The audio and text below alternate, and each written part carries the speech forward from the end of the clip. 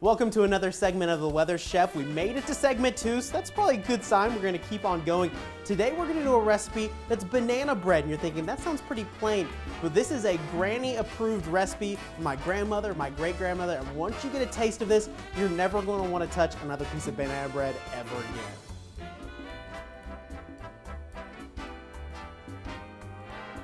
So first we're gonna start combining our ingredients. We're gonna do a stick of margarine.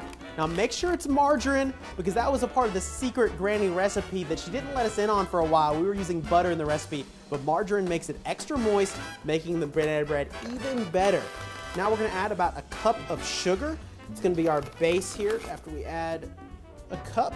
And now we're gonna just mix those together till it's nice and smooth.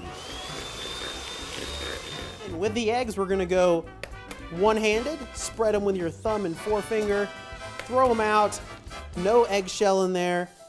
Perfect, don't need to use two hands or any of those fancy egg sorters there. We're gonna go ahead and mix that up just a little bit more. Now up to the big part of the banana bread, the banana. You're gonna make sure the banana is a little bit brown. The browner it is, the softer it is, and that's gonna make sure that it blends in really well. We're gonna start here at this end of the banana because that's the best way to open it. Tell the monkeys do it, so that's how we're gonna do it right here. We're gonna put in 3 bananas.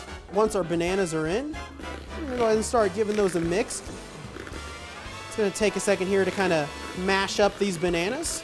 Now we're gonna add a couple cups of flour. Give it another mix here. Don't worry if this is a little thick, or you still have a few more liquid ingredients to add, and that's really gonna moisten up. For a little flavor, we're gonna add about a teaspoon of vanilla and give that one more quick mix. Now we need some buttermilk, and not a whole lot of folks have it just lying around the house unless you do a lot of baking or you enjoy drinking it like my dad, but I don't always have that laying around. So what we're gonna do is a little makeshift buttermilk, and this works for baking. All right, we're gonna add, we need about 1/4 of a cup of milk. Add 2 tablespoons of vinegar, just regular white vinegar. Now we're gonna take that milk, mix it around here just a little bit with that vinegar, and after just a few seconds, it's actually turned into a form of buttermilk, which is good enough for baking. We're gonna pour it into this larger container right here, and you'll see why. All right, now we're gonna do a bit of a science experiment, because what's gonna happen is we're gonna take this buttermilk, which is a little sour, and we're gonna add about 1.5 teaspoons of baking soda. And as you mix those up, it really starts to fluff up. We get these huge bubbles. It's kind of like that volcano that you made in 3rd grade science class. It's gonna start to bubble up. Take this mixture and add it to our batter. While it's still bubbly, we're just gonna kind of pour it in here on top.